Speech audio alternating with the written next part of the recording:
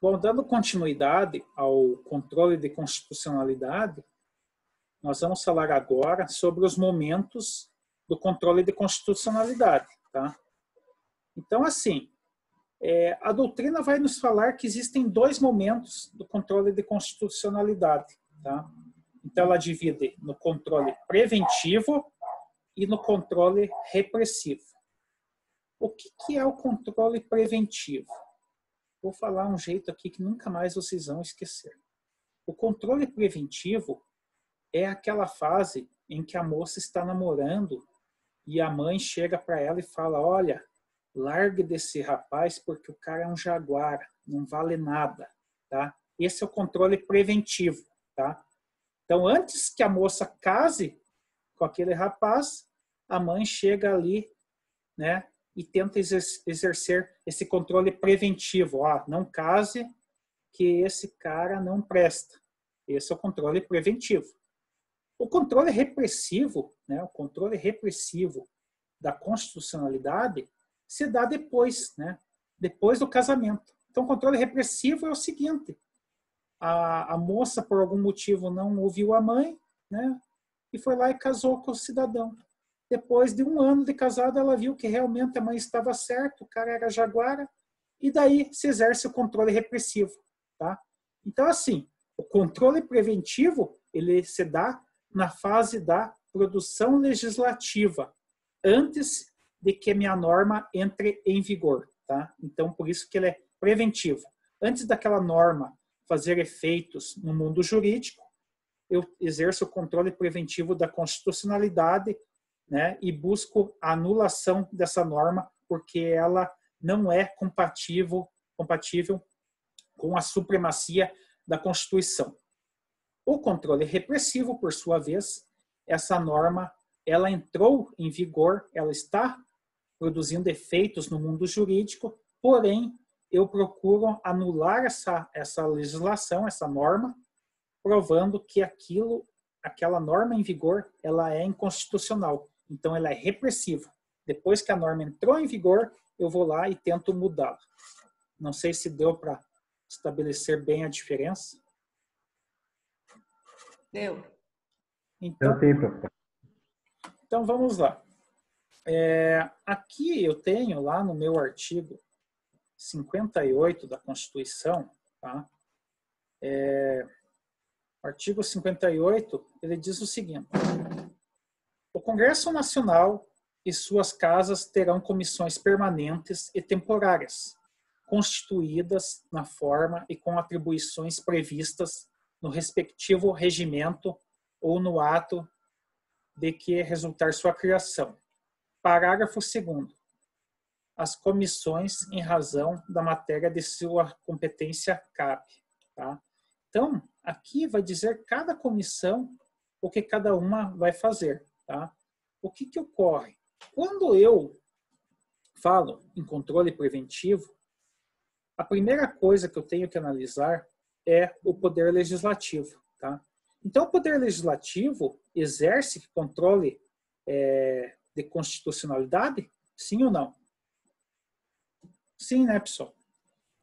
Sim. O poder legislativo... Preventivo, né? Exatamente. Ele exerce o controle preventivo. Isso se dá onde? Na Comissão de Constituição e Justiça. Da mesma forma, eu vou ter, talvez não com esse nome, né, mas algo assemelhado na Assembleia Legislativas Estaduais. Eu vou ter uma Comissão de Constituição e Justiça, e no âmbito municipal também, né, para que eu verifique se aquela lei que eu estou tentando aprovar, se ela preenche os requisitos, né, se ela não vai contra algum dispositivo constitucional. Né, porque se ela for já verificada nessa comissão, né, ela vai ser um primeiro filtro. Então, se o grupo ali do Legislativo na Comissão de Constituição e Justiça declarar que aquilo ali é uma norma inconstitucional, já morre ali, né? Morre nessa comissão e esse projeto de lei, enfim, ele vai ser arquivado por controle preventivo, né? Onde se verificou a inconstitucionalidade. Então, ele não segue, né, para as votações, né? Já na comissão, esse projeto normativo já morreria, beleza? A segunda instituição que realiza o controle preventivo... Oi. Posso só deixar uma colaboração para o Paulo aí? Assim, ó, eu era a nossa comissão aqui chamava-se Comissão de Justiça e Redação. E muitas vezes nós analisávamos os projetos de lei e a gente mostrava a inconstitucionalidade desse projeto. E mesmo assim, ela ia para votação, para plenário, com o parecer desfavorável, mostrando a inconstitucionalidade. E daí aí caberia ao plenário, né, aos vereadores ali, votarem a favor ou contra. E, por exemplo, quando a gente mostrava essa inconstitucionalidade e era aprovado em plenário, nós recorríamos ao Ministério Público. E daí de lá vinha a recomendação para que fosse revogado. Certo. Vocês vejam, né, cada município tem sua lei orgânica, né? O ideal que eu vejo, a lei orgânica, né, para ela estar mais próxima à redação constitucional, ela já deveria prever que uma vez que essa comissão ali legislativa, né, equivalente à Constituição e Justiça, entendesse que aquilo era inconstitucional, já deveria morrer ali, né? Nem ir para votação. Mas, enfim, isso é uma coisa que pode ser objeto, né, de vocês mesmo tentarem alterar no município de vocês. Beleza? Seguindo aqui, pessoal, ainda nós estamos falando de controle preventivo, né? Estamos falando do namoro, tá? O Poder Executivo, né? Então, o Poder Executivo, ele também ele faz esse controle preventivo, tá? E isso eu posso ver lá no meu artigo 48 da Constituição, tá? Como que se dá isso aqui? A questão a própria lei, né? O executivo ele pode propor leis também, né? E se vocês forem depois ver a questão aqui das atribuições do Congresso, existem algumas delegações, né? Em que o presidente ele pode propor, tá? E daí lá no meu artigo 66 da Constituição Federal, nós vamos ter propriamente dito a questão, né, dos vetos, né? Então, diz o artigo 66, né? A casa na qual tenha sido concluída a votação enviará o projeto de lei ao presidente da República, que aquecendo sancionará. Então, o artigo 66, ele vai me detalhar, né, que uma vez que o projeto de lei foi aprovado nas duas casas, o executivo ele pode sancionar na integralidade ou parcialmente ou vetar, né? Então, quando a gente falar aqui de veto, nós temos que ter uma distinção muito clara, que existe o veto político, tá? E o veto jurídico. Então, veja bem, em regra, né, o veto presidencial sempre é um veto político, né? Então, ele vai... a maioria das coisas que são vetadas, os dispositivos, né, geralmente a lei não é vetada na íntegra, mas algum artigo, algum parágrafo, enfim, alguma parte da nova lei que o presidente vai lá e por razão política ele veta, beleza? O que ocorre? Quando o presidente da República vetar algo e na justificativa do veto dizer veto esse dispositivo tal porque entendo como inconstitucional, aí eu tenho o famoso veto jurídico, tá? E por que é importante saber? Porque nós estamos falando aqui de controle de constitucionalidade, momentos de controle de constitucionalidade. Então, o que me interessa aqui na matéria, no objeto dessa matéria, é somente o meu veto jurídico. Então, somente aquele veto em que o presidente da República declarar que está vetando por entender aquilo inconstitucional. Embora o Congresso Nacional não entendeu, ele entende, tá? Aí, depois disso, vai ter aquela briga, vão discutir isso no Supremo, enfim. Mas só vai ser veto jurídico quando o presidente vetar e embasar esse veto dele por entender inconstitucional. Porque a maioria dos vetos que ele vai proferir é razão meramente política, tá? Não concorda, enfim, por razões pessoais, né, ou programa de governo. Deu para entender a diferença? Para fins de controle de constitucionalidade, me interessa somente o veto jurídico, né? Aquele em que o presidente justifica razão de inconstitucionalidade, o motivo do veto, porque a maioria dos vetos serão políticos. Seguindo aqui, nós vamos falar do Poder Judiciário, estamos ainda falando do controle preventivo, tá? Então, o controle preventivo, a regra é que ele vai se dar pelo Poder Legislativo e Executivo. O Judiciário, ele vai só atuar aqui como exceção, tá? Porque o Judiciário, ele realiza um controle mais importante, que é o repressivo, né? O controle importante por Judiciário é o repressivo, é aquele exercido depois que a norma já está em vigor, né? O controle preventivo, que se dá no processo de elaboração da lei e antes da sanção presidencial, ele né, o controle preventivo, ele é vinculado mais à questão do poder legislativo e executivo, tá? O judiciário só atua aqui, tá, de forma excepcional. E como que se dá esse controle preventivo excepcional do judiciário? O controle preventivo excepcional do judiciário é quando um parlamentar entrar com um mandado de segurança, tá? E alegar que aquele processo legislativo constitucional está irregular, né? Então vamos dizer lá, por isso que é importante, a gente falou lá no início lá de supremacia material e supremacia formal. Então vamos dizer que um determinado parlamentar ele entra com mandado de segurança, tá? Lá no Supremo Tribunal Federal e fala, olha, está tendo um processo de elaboração dessa lei determinada aqui e foi pulada uma comissão, ou a comissão não teve não teve a proporcionalidade entre situação, não teve a representação da oposição, não teve a representação da minoria, enfim, ele vai achar, né, dentro do que está estabelecido na Constituição, algum requisito formal que está sendo desrespeitado, né? Então, somente nesse caso é que o Poder Judiciário ele vai atuar em controle preventivo, né? Quando um parlamentar alegar que está sendo violado o seu direito, né, de parlamentar, de participar do processo de produção legislativa. Fora isso, o Judiciário não vai interferir aqui no controle preventivo. Beleza, pessoal? Tranquilo? Vamos seguir, então. Então, é importante vocês lembrarem, então, controle preventivo é o namoro, controle repressivo é o casamento, tá? Então, controle preventivo, tá?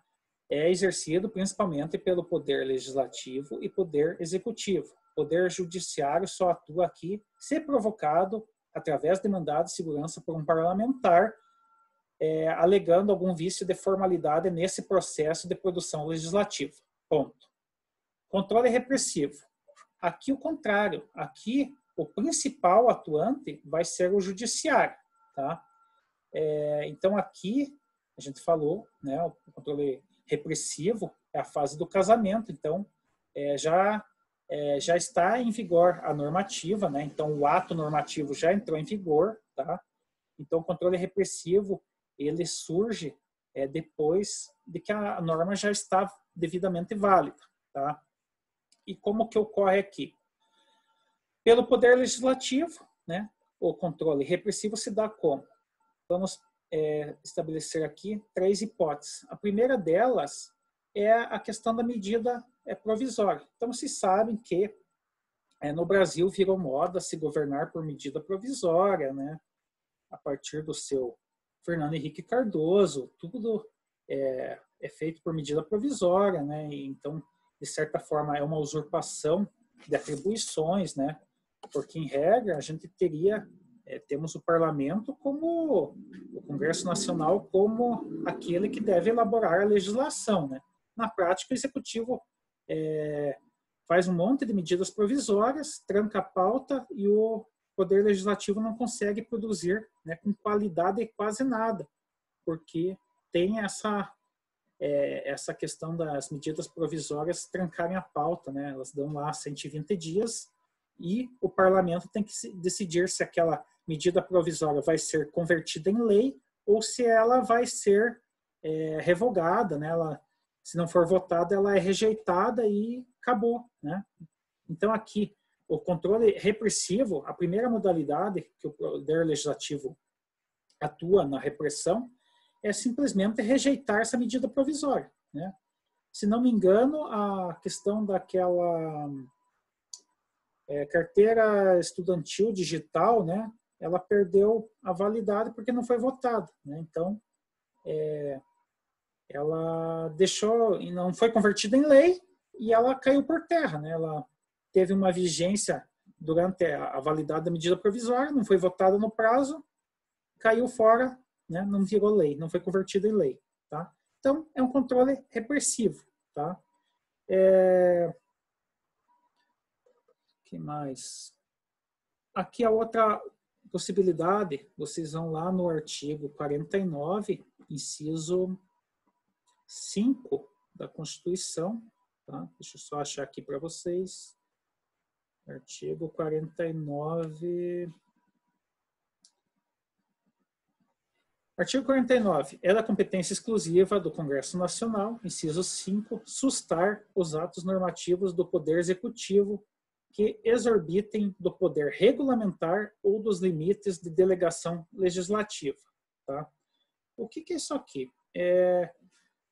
Se o legislativo entender que alguns atos do executivo invadem competências exclusivas do legislativo, né, eles podem sustar esses atos, né?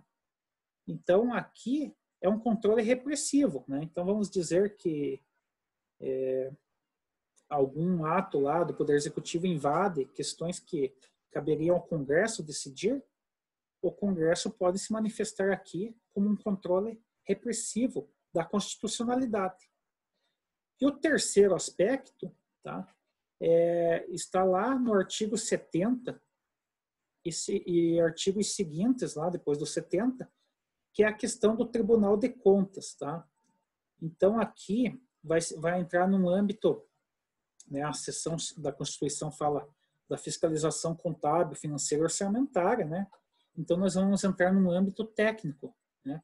Então, vocês sabem que existe o Tribunal de Contas da União, né, que é um órgão vinculado ao Poder Legislativo Federal, né? E ele auxilia nesse sentido, né? Então, uma vez que eu ache, eu lá vou ter vários auditores, né, atuando no Tribunal de Contas da União, e eles vão fiscalizar principalmente a questão contábil, pedaladas, toda essa questão aí que volta e meia, alguém é impeachmentado, enfim, tá? Então, esse Tribunal de Contas ele tem uma importância muito grande no controle repressivo, né? Então, uma vez que eu ache alguma irregularidade aqui, tá?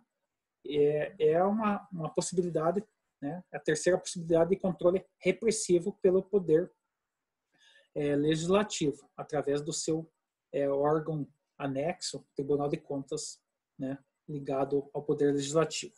Pois bem,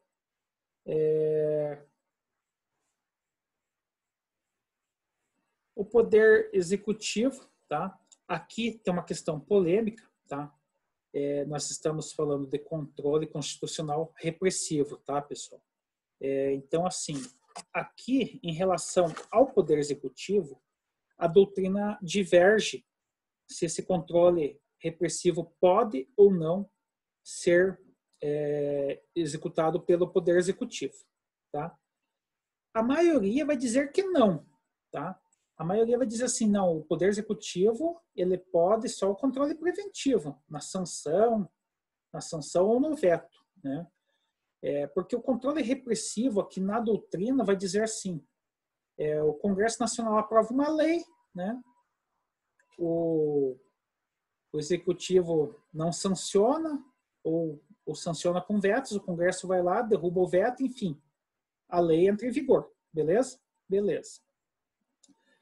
O que seria esse controle repressivo? Seria o executivo simplesmente não cumprir a lei aprovada, tá? Então, vamos imaginar que o Congresso Nacional aprovou uma lei proibindo lá que a pessoa dirija sob a influência de álcool, tá? E determina que haja uma fiscalização diária, né? Com equipamentos de etilômetro, né? Bafômetro. E o Poder Executivo, vamos dizer que por algum motivo ele acha, não, isso é inconstitucional, né? Eu acho que, vamos imaginar, né, que o Poder Executivo dissesse, eu acho que quem quiser beber, que beba e ninguém tem nada com isso, né? Então, o Executivo vai chegar lá e vai determinar para as polícias, né, para o Detran, existem estados em que o Detran tem atuação presencial, né, como Brasília, e ele vai impor às suas polícias, não, vocês não vão fazer testes de etilômetro e bafômetro em ninguém, porque eu entendo inconstitucional essa fiscalização, tá? Então, assim, o controle repressivo feito pelo Executivo seria justamente o Poder Executivo se negar a cumprir uma lei, tá? Então, por isso que a maioria não adota, porque, se formos pensar, é um absurdo, né? Porque a lei é lei, né? Então, a lei existe lá, eu vou lá e vou cumprir. Se eu não concordo com ela, eu vou buscar mecanismos para questionar isso judicialmente, né? Para que essa lei seja revogada ou declarada inconstitucional, tá? Mas tem parte da doutrina que vai dizer que o Poder Executivo, ao se negar de regulamentar ou cumprir essa lei já devidamente aprovada, ele estaria realizando o controle constitucional repressivo, tá? É a exceção. É bom vocês saberem, né? Porque, enfim, daqui a pouco vocês vão estar fazendo exame de ordem, vão estar fazendo concurso público, então, geralmente eles cobram a exceção, né? Eles nunca querem cobrar a regra padrão que todo mundo sabe. Eles querem perguntar o que ninguém quase sabe ou ninguém estuda, tá?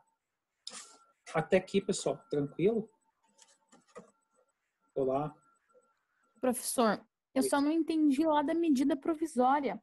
Então, se ela não for votada no prazo de 120 dias, ela é considerada um controle repressivo? Sim. Ela pode ser rejeitada também, né? Mas, assim, tem duas formas de você rejeitar, né? Ou você põe em votação e forma a maioria e rejeita, né? Ou simplesmente você enrola e não manda para a pauta, né? Que é o que costumam fazer, né? A suspensão da eficácia, né? Ela se dá das duas formas, né? O ideal é que toda medida provisória vá, né, seja votada, né? Se a maioria julgar que é uma lei que beneficia a sociedade, quer dizer, a medida provisória será convertida em lei, né? Se a maioria achar que essa medida provisória não beneficia a sociedade, a maioria vai votar contra e ela vai ser rejeitada. É uma forma de um controle repressivo feito pelo legislativo, né? Beleza? Mas aqui nós vamos pensar sempre na questão da constitucionalidade, né, pessoal? Então, assim, da mesma forma que eu falei lá do Poder Executivo, do veto jurídico, aqui a rejeição tem que se dar porque a maioria dos deputados entendeu que aquela medida provisória é inconstitucional. Daí eu estou falando em controle de constitucionalidade repressiva. Eu tenho que ter alguma vinculação à questão constitucional. Porque se eu simplesmente, como o parlamento, forma a maioria dizendo, olha, vamos vetar a medida provisória porque eu não gosto do presidente, eu estou fazendo uma rejeição política, tá? Então, essa rejeição da medida provisória tem que, para ela ser considerada controle de constitucionalidade repressiva, ela tem que estar vinculada explicitamente que foi rejeitada por ser considerada pelo parlamento, né, pela maioria dos votantes, como inconstitucional. Beleza? Deu para entender? Deu. Uhum. Se for simplesmente, vamos rejeitar porque não concordamos ou porque vamos formar uma oposição aqui, aí eu tenho uma rejeição política, tá? Essa rejeição, para ela ser um momento de controle de constitucionalidade repressiva, tem que ficar bem claro, o parlamento entendeu, por ampla maioria, que tal medida provisória é inconstitucional. Por isso, estamos exercendo o controle repressivo de constitucionalidade. Joia? Assim, é que eu fiquei na dúvida pelo seguinte, porque a medida provisória ela é feita pelo executivo, Sim. né? Então, e daí ele, antes de vencer os 120 dias, ele envia para o legislativo. Então, na realidade, ele se torna repressivo quando o legislativo não faz o processo andar lá para colocar em plenário para votação. Daí é algo que cabe somente, tipo, é a inércia do poder legislativo, então. Não. Vamos esclarecer. A inércia, né, é uma atitude política. O controle repressivo é a rejeição. E essa rejeição fica claro, essa matéria é inconstitucional. Rejeitamos, que a maioria entende como inconstitucional. Entendeu? Esqueça a inércia. A inércia. Entendi agora. Entendi. A inércia. Ela vai para votação e ela é rejeitada por inconstitucionalidade, então. Isso. A inércia é uma decisão política, né? Entendi. Eu não levo a votação e deixo caducar, né, por uma questão política, né? E para mim afetar o executivo. Eu não concordo, vou deixar caducar, porque daí você não pode propor uma medida provisória nesse mesmo ano, só ano que vem, entendeu? Toda aquela briga política, tá? Para ela ter o controle repressivo, eu preciso pôr em votação e por maioria, né, eu deixar bem claro que aquilo está rejeitado por inconstitucionalidade, beleza? Então vamos lá. Eu vou falar aqui rapidamente o que mais interessa aqui, e a gente vai aprofundar isso nas próximas aulas, tá? Então, o controle repressivo, né, a gente viu, o legislativo e o executivo, também aqui, eles atuam, né, aqui é o contrário. Se lá no controle preventivo ele era exercido por excelência pelo poder executivo e legislativo, e o judiciário só incidentalmente, aqui eu vou ter o principal controlador repressivo, o poder judiciário, tá? E aqui a gente vai estudar detalhadamente, porque existem duas formas de poder repressivo por meio do judiciário. Então, eu tenho o controle chamado de controle difuso e o controle concentrado, tá? E isso a gente vai ver nas próximas aulas, tá? A gente vai ter que ver isso detalhadamente, porque isso aqui que é o que interessa para vocês, né? Principalmente quando vocês forem atuar lá, como operadores do direito, vocês sempre vão utilizar ou do controle difuso ou do controle concentrado, tá? Então, acho que vamos parar por aqui hoje, porque é muita coisa que a gente tem que falar lá dessa divisão de controle difuso e concentrado, tá? Embora agora você já tenha essa noção esquemática já, e a gente vai deixar agora o final dessa aula aberto para perguntas. Quem quiser abrir o microfone e perguntar algo ou tirar alguma dúvida. Vamos lá, pessoal.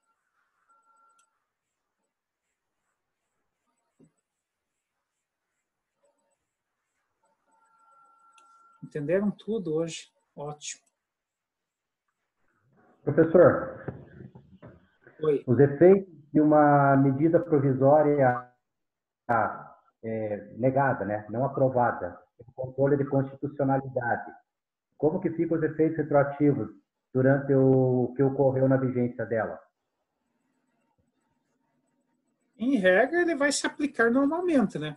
Porque, veja bem, quando o presidente ele faz uma medida provisória, ela tem força de lei, né? Então, os atos praticados durante a vigência dessa medida provisória, eles vão continuar, né? Porque senão a gente ia gerar uma insegurança jurídica. O grande problema é quando isso decorre no tempo, né? Então, vamos pensar, é lógico que a gente não vai falar aqui de uma questão previdenciária porque é objeto de emenda constitucional, né? Mas durante a vigência dessa medida provisória vai ter força de lei. Então, ora pessoas vão se beneficiar com isso e outras não, tá? Agora, os efeitos futuros, né, é uma coisa que se pode questionar no judiciário, tá? Em tese, se a pessoa, por meio dessa medida provisória, conquistou um direito, ela vai levar isso adiante, né? E cabe à parte contrária, que se sentiu prejudicada sobre esse direito, tentar reverter isso. Cabe. Né? A gente tem que pensar um exemplo prático nisso. Não me vem agora à cabeça. Mas assim... Não, vamos pensar agora, professor. Vamos pensar nessa medida provisória que foi cancelada em relação ao aspecto trabalhista, certo? Uhum. Se ela se mantesse ainda e as empresas colocassem em prática essas medidas, certo? Para a economia, enfim, tudo mais. Uhum. E se provado futuramente que era inconstitucional. Aí teríamos uma grande demanda de trabalhadores entrando com ações contra as medidas que os empresários tomaram de corte de despesas, mandando o pessoal embora, enfim, né? O que é medida prevista. Essas questões sempre são polêmicas porque você não pode vedar, né, a discussão de um direito, né? E tanto para uma parte como para outra, né? Só que assim, a partir do momento que a medida provisória é revogada, né, ela vai ter os efeitos, né, ex nunc, né, dali em diante, né? Porque senão eu crio um ambiente de insegurança jurídica, né? Então assim, quem foi afetado durante a vigência da medida provisória vai ter os benefícios ou malefícios, né? Então vamos pensar no exemplo lá dessa carteira, essa identidade estudantil, né, gratuita lá, que eles instituíram lá para ser pelo celular, para a pessoa não ter que pagar lá para ter a carteirinha de estudante e tal, enfim, né? Quem se cadastrou, né, em tese, ele tem lá até hoje a carteirinha de identidade estudantil sem ter pago, né? Ele apresenta lá o celular lá dele, enfim, ele vai ter desconto lá, meia entrada em cinemas, atividades culturais, etc. Né? Só que daí o que aconteceu? O Congresso, por medida política, ele deixou caducar. Né? Não foi um controle repressivo de constitucionalidade. Simplesmente, não sei se foi intencional ou não foi votada essa medida provisória. Aí foi votado, quem fez a identidade estudantil durante a vigência da medida provisória está assegurado o seu direito. Quem for tentar fazer agora não vai conseguir porque acho que até saiu do ar, né? Porque não pode, porque ela perdeu a validade como medida provisória, né? Ela teve força de lei durante a validade da medida provisória. Ela não foi votada no prazo, né? Ela caducou, ela perdeu a força de lei. Mas quem conseguiu fazer essa identidade estudantil no smartphone, ele tem esse direito assegurado. Agora, quem não fez durante a vigência da medida provisória, né, perdeu de ter esse direito. Não sei se respondi. Beleza? Mais alguém? Dúvidas? Vocês têm 3 minutos e 25 segundos. Vamos lá, pessoal. Bom, então assim, pessoal. Oi. Na realidade, a gente vê que essa forma da medida provisória é um jeito de governar, porque eles fazem uma medida que se torna popular e dentro desses 120 dias joga para ser aprovado com a pressão popular. para pressionar, né, o Congresso. Na verdade, se for analisar, é uma usurpação, né? O executivo ele avoca para si, né, funções do legislativo, né? Para ele não dar o mérito de um deputado, um senador propor determinada lei, ele vai lá e diz, eu que fiz, entendeu? Votem aqui. De certa forma, é uma usurpação do poder, né? Eu sou contra, porque as medidas provisórias, elas têm aquele requisito de urgência e necessidade. Qual que é a urgência e necessidade de eu propor uma identidade estudantil por smartphone, né? Então, assim, é muito questionável, né, a forma que é utilizado, né? É mal utilizado esse instituto. As medidas provisórias deveriam ser utilizadas só numa situação de emergência, urgência, né? Como agora, né? Nós estamos numa questão de pandemia, Covid-19. É razoável, né, que o executivo, né, desde que ele tenha políticas públicas, ele proponha medidas provisórias para combater a pandemia, né? Agora, a questão de carteirinha estudantil, na verdade, eles banalizaram, né? As medidas provisórias passaram a ser regra quando era para elas serem apenas exceções, né? Beleza, pessoal? Então, eu vou encerrar por aqui, tá? Eu devo pôr lá, na sequência, o vídeo vai para o YouTube e devo pôr alguma atividade lá só para perguntas bem simples lá, só para validar o requisito de que vocês assistiram a aula, né? Lembrando que quem não assistiu aqui online vai poder assistir no YouTube e vai computar a presença, beleza? Semana que vem tem mais. Se cuidem, beleza? Até mais. Boa noite. Boa noite. Boa noite, professor.